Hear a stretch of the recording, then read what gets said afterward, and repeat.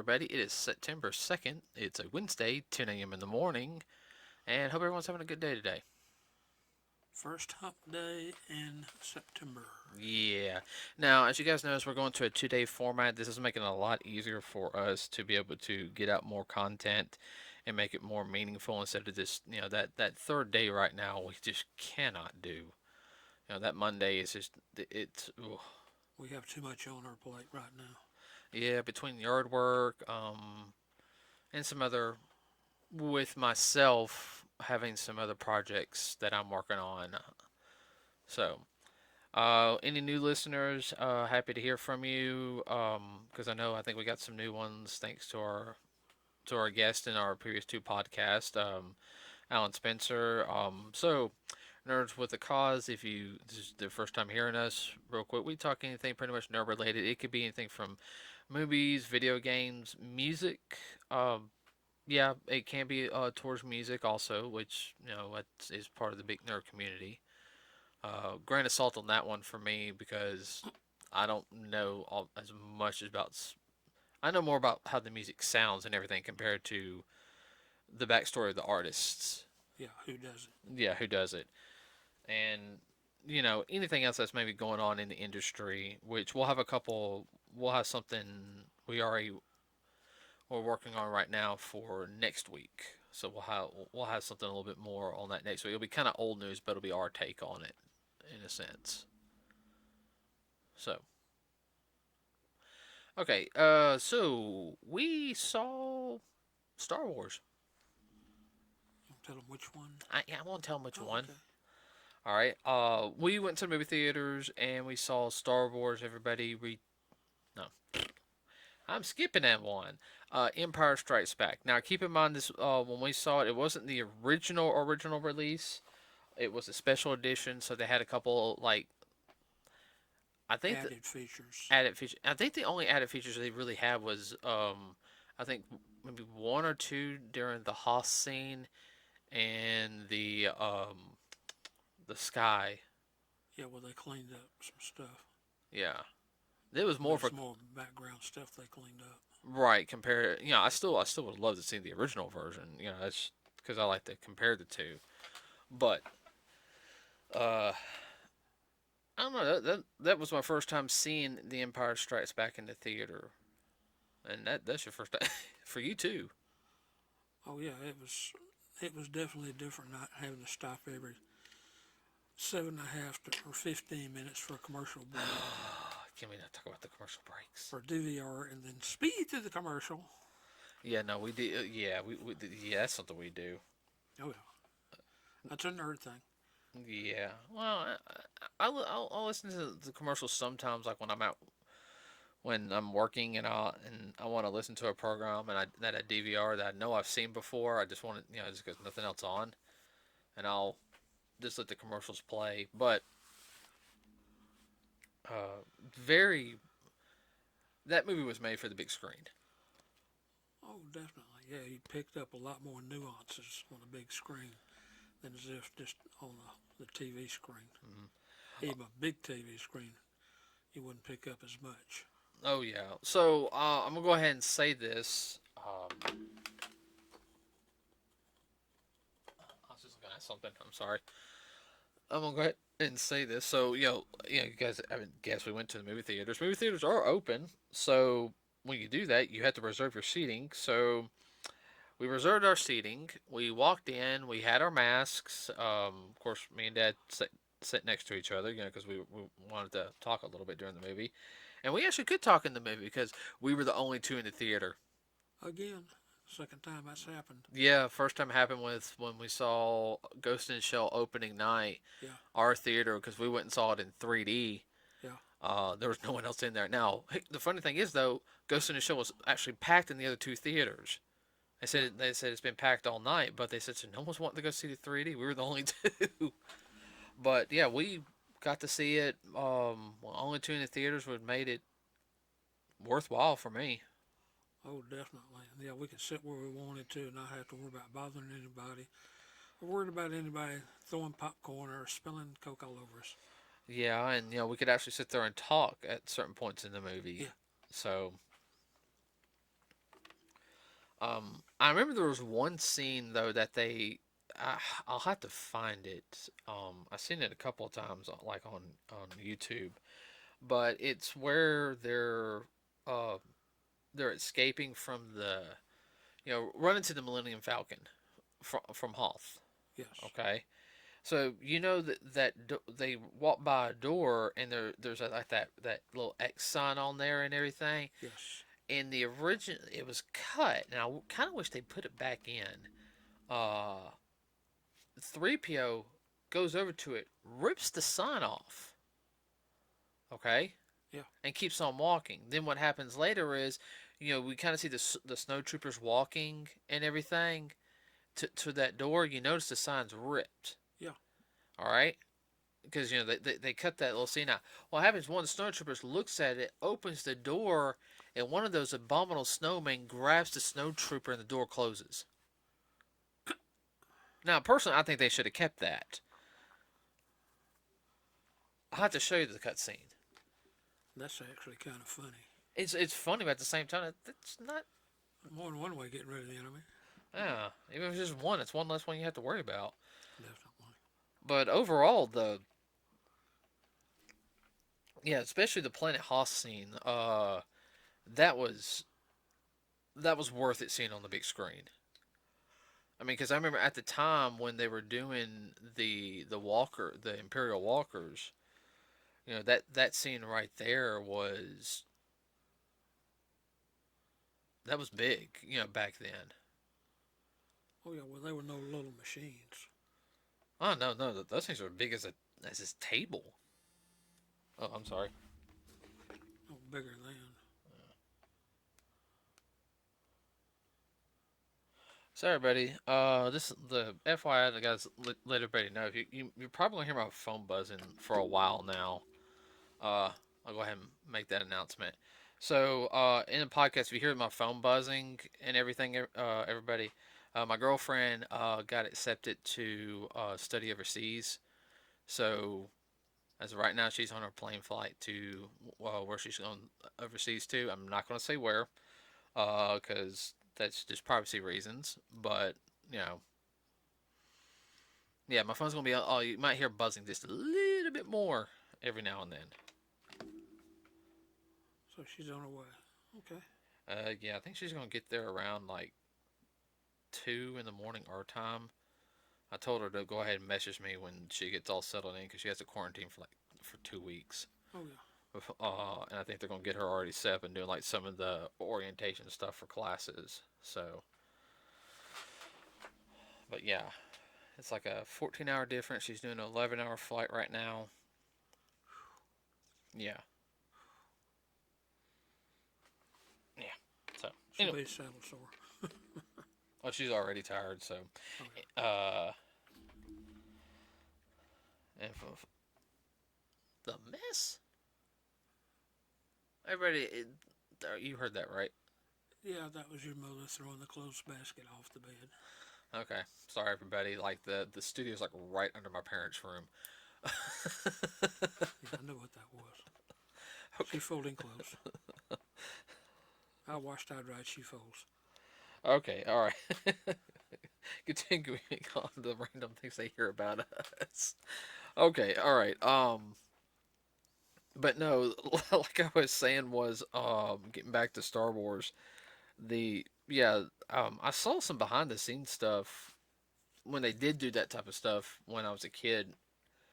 You get to see like the making the movie magic stuff, and yeah, like the original, like they were like I said, they were big as a table. I mean, they were that tall.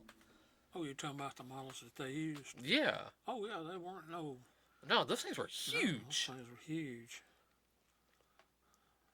No, because I think George Lucas sit there said, yeah, he said they that scene right there, they were already. I think he said, I ever get to meet him, I'm gonna ask him because I think he had a team working on that scene on the stop animation, that they were using for that. And then while they were shooting the scene, like Yeah.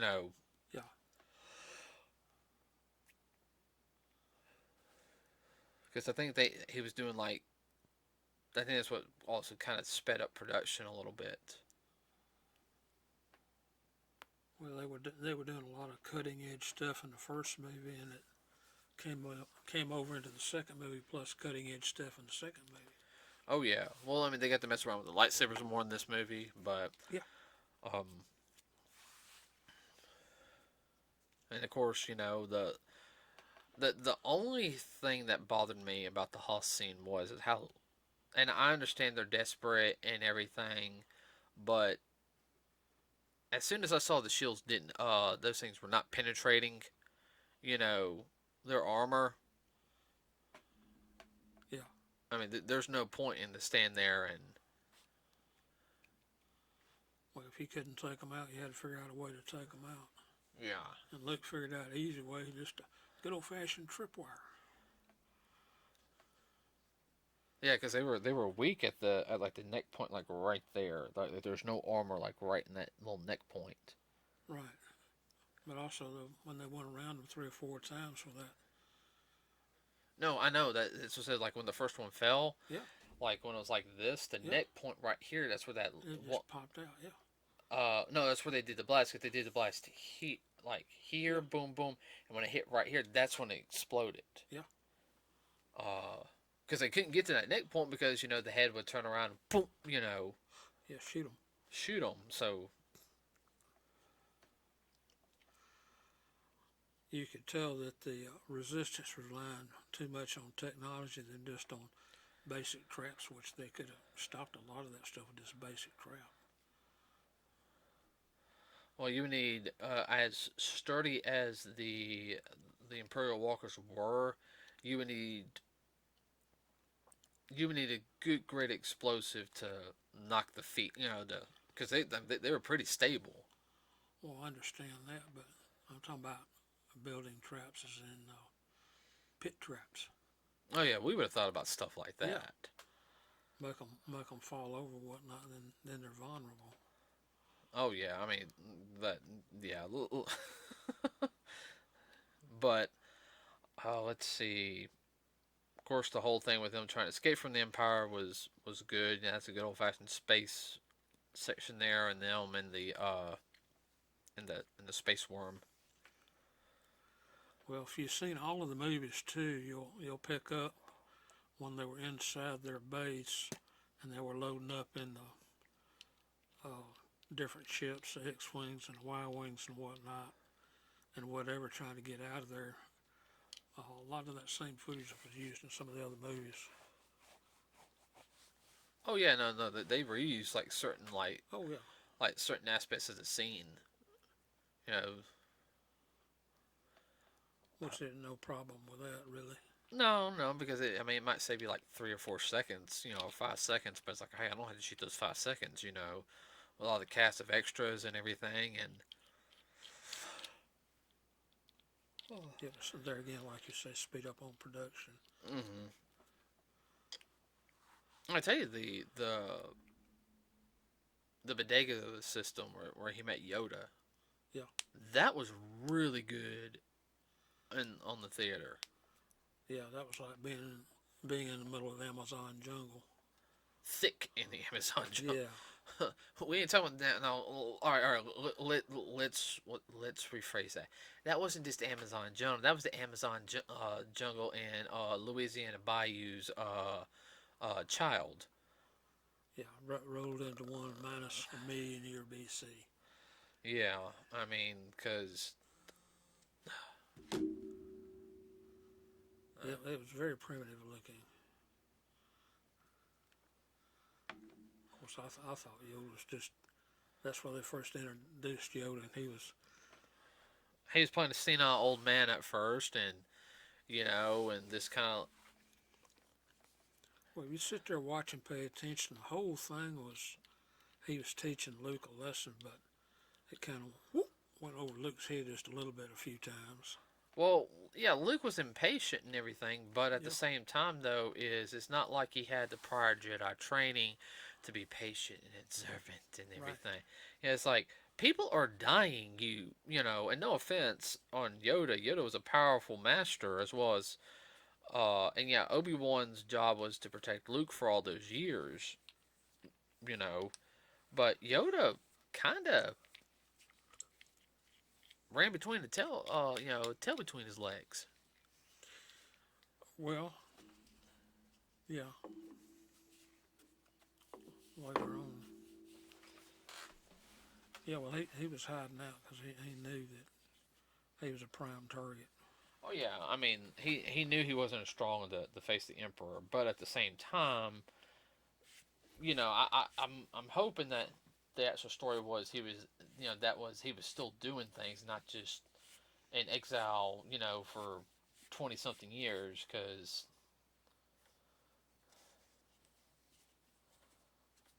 if that makes any sense. Yeah, That hurt. and really, one of the neat things in the whole movie was the carbonization. Oh, when they got to the Yeah, yeah. Well, I mean that whole. I mean, even as a kid, when I found, I don't think I saw Star Wars Empire Strikes Back till I was like, because I remember as a kid watching, like when I was little, watching Star Wars and Return of the Jedi. yeah. Because you and Mama pop that in for me every now and then. But I don't think I saw Empire Strikes Back until I was like 8. Yeah, You know, when we were living when we were renting that house. yeah, yeah, Because it like we saw the first movie because it was on USA. It was the Christmas holidays, yeah, and I want to say it was this. I remember it was our second Christmas there, yeah. and then we were home and it came on. I think it was a Friday night. Yeah. That was a very traumatic scene. I mean, in the movie. Oh, you're talking about the carbonization now? Yeah, Oh yeah, that's very. because yeah, I mean everyone thought Han died. Probably when they saw it in the movie theaters. Yeah, it's kind of like being freeze dried.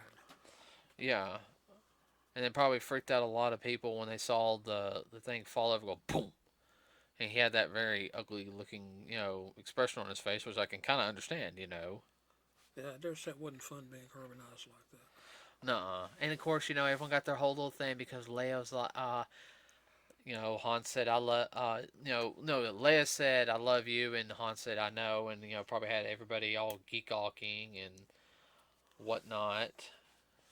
Yeah, that was a too hanky moment. And poor Chewie. But, it was the first introduction to everyone's favorite bounty hunter, Boba Fett. Yeah, Boba Fett got introduced, and they didn't expect him to blow up like he did. well, he was a lot smarter than the average. Oh, the average bounty hunter? Oh, definitely. Yeah, No, he was not a fool at all. he was a ruthless, you know what, bounty hunter slash merc. Yeah. As long as the price was good. Yeah, So, I would have to say the whole fight between Luke and Vader, though, it, it was a real difference on how Luke was progressing, but how much he paled in comparison to Vader.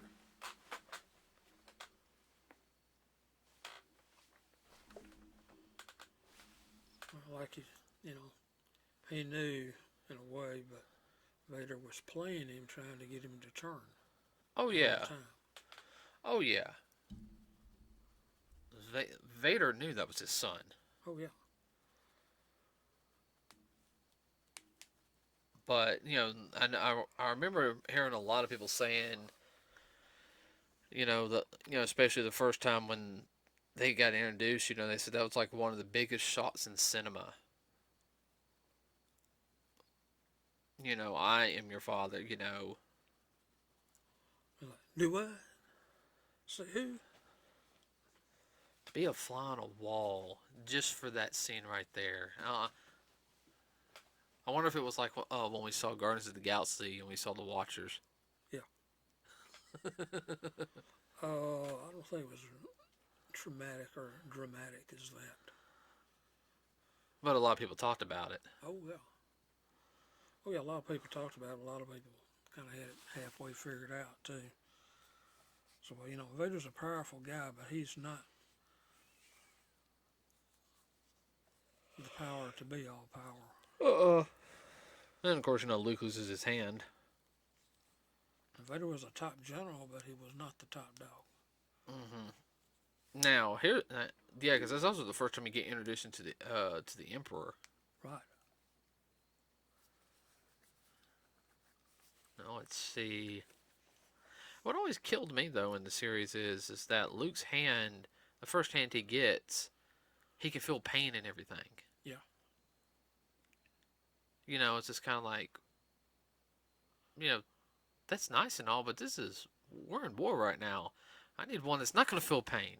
Yeah, that kind of suck. You had cut off one time and it hurt, now it hurts again. Nope. No. Well, we can give you this. And sorry about that, everybody. The battery died on this, and it's about a 2-hour battery lifespan with these. Yeah. So we'll keep that in mind for the next couple of podcasts. So we only got about 10 minutes anyway for this podcast. So what was I saying? Yeah. So basically, in war, we can give you 2 options of your hands. We can give you this hand that feels as just looks like your other one, no problems and everything. Movable, a little bit stronger, but it feels pain. Then we can give you this older model, which will increase your strength and all this, but you won't feel any pain. Doesn't look as pretty. Doesn't look as pretty. I'll take the older one. Why would you want the older one? Because we're in war. I ain't worried about pretty. I'm worried about functionality. Can I saving the rest of me? Right. Can it move? Yes. All right. Can I grip things? Yes. Okay. Does it hurt if it gets blasted? No. I'll take that one. When I get back to when we go to civilian time, I'll take the pretty hand. I mean, when you got an option, use it. That reminds me of like Evil Army of Darkness, where he makes his little metal hand. Yeah. So like, why didn't Luke just get something like that? Yeah. Oh well, it's a Star Wars movie. I know. One thing I did think was funny was the tit-tat back and forth between Luke and not Luke, but between Leia and Solo. Oh, Han. Yeah, that was. Oh gosh, get a room. Yeah, well, not only that too, but the comedy relief there, especially when we got Chewie down laughing. Oh yeah. He was just going nit nit nit nit. Oh come on, Chewie and Han are like brothers, so of course he's just going to sit there and like give him a hard time. And it was funny. I mean, you can almost understand what he was saying. Yeah, because Han's little brother. Yeah. Literally. Yeah. If you guys don't know, Chewie is like when they first meet in the Solo film. I think Chewie, he goes, "How old are you?" 150. Well, yeah, just get right. Okay. Yeah. Well, Wookiees have a longer lifespan than humans do. In human years, he's 150.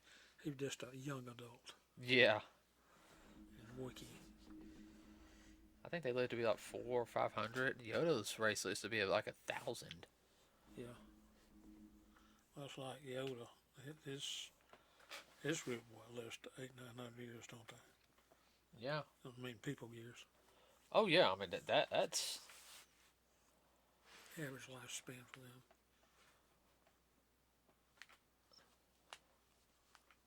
I mean, geez. I mean, yeah. Live that long. I mean, that would be to us it'd be mind-boggling. Oh yeah.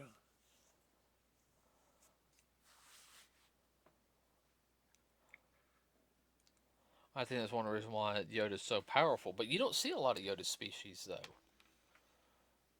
Mm-mm. There was that female of his species, but I know she died between the second movie and the third movie. Yeah. And then, of course, which we know there's from the Mandalorian. We've already seen it, for part of it. So spoiler, we know about Baby Yoda, as he's called,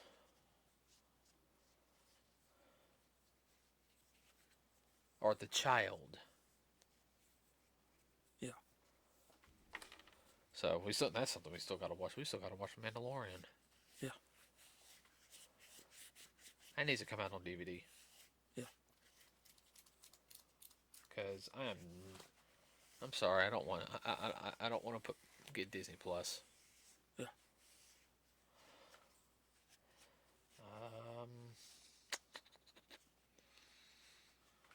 I'm trying to And of think. course, like all of the movies too, it it picked up real well where the other one ended after they destroyed Death Star. the Death Star and they all went off to the base and whatnot. Of course, they knew they were going to be hunted, Oh yeah, no. but they got found out a little quicker than what they thought they were. Then here we go again. We got to run off back out into space or whatever, get away from the Empire before they completely zap us. Well, some time happened between it all because like I think they were calling Luke like Captain Skywalker. Yeah. Where's Captain Skywalker? Blah blah blah blah blah. So I mean, some time happened in between, and like I was saying in the sunroom, they had those.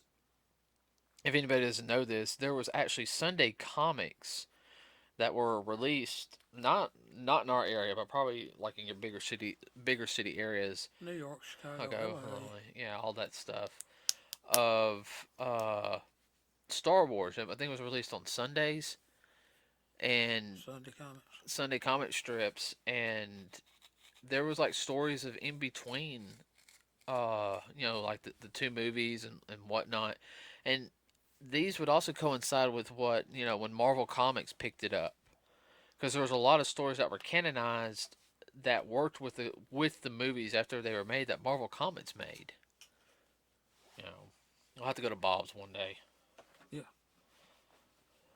Not the bad Bob, the good Bob. Yeah, Bob's Comics. Not yeah. Yeah.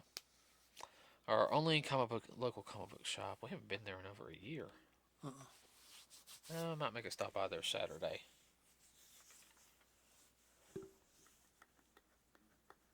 So, anything you want to add? No.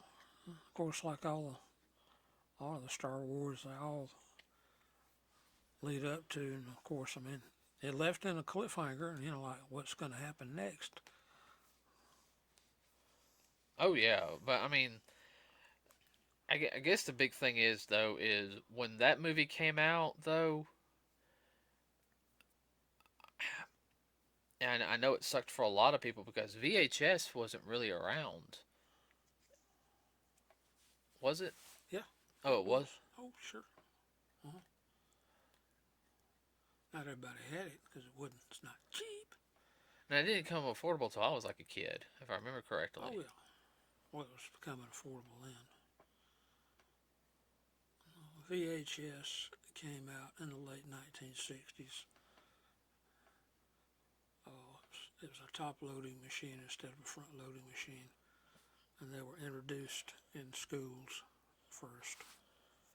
That's who had them was the military, and then the military passed them on out to the not the general public, but it went to schools and education places and, of course, workplaces had them.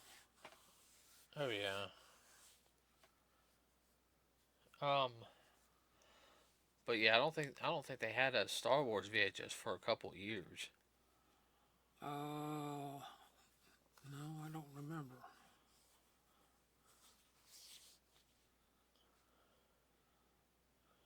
I mean, nowadays though, I mean, a movie comes out, you inspect it within 6 months. Yeah. Yeah, it will be on DVD, Blu-ray. if not sooner. Yeah. Some of them just go. They don't even do theater. Some of them just go straight to disc. Oh yeah. Of course, now with streaming service, now they're streaming them. Just depending on what they think they're gonna get the most money from. Oh yeah. Well, I mean that's understandable, but you know, and that's a topic for a whole other day. Oh yeah. Okay, everybody. So that's going to end it for this podcast. So remember to like and subscribe to us here at Nerds with a Cause here on our YouTube channel. It really does help us out. Please leave a comment on maybe leave a comment on your favorite scene from Empire Strikes Back. Tell us why you liked it. Also, we have a Facebook page, Nerds with a Cause. If you have any suggestions for any future podcasts, please put it on our, put a post up on it. Say hey, look this up. We are working on a Bleach one because I got a review dad on Bleach. Even though I've read the entire manga and everything, we're just gonna go over the first section of Bleach, the part that he has seen. Since our DVR is up, we can probably start getting back on that. Yeah. Ow. I got a splinter I gotta get out. So, anything you want to add, Dad? No. I would suggest if you get a chance though, to go see the Star Wars movies and you haven't seen them on the big screen, go. It's definitely worth Yes. the trip. Yeah, check your local theaters. There's not a lot of new movies out. So they were doing Force Awakens, which is movie 7, and Yes. they had Empire Strikes Back because it's the 40th anniversary of Empire Strikes Back. Yes. So yeah, when we went, it was only like a little, like less than 15 for like both of us because Yeah. I paid for our tickets and it was worth it. So if you get a chance to go see it, please do. On Friday, we will talk about our review of a new movie that came out, which I know it's got mixed reviews right now, but we're going to talk about our review on it. Is Marvel's New Mutants. So we will have a review on that on Friday.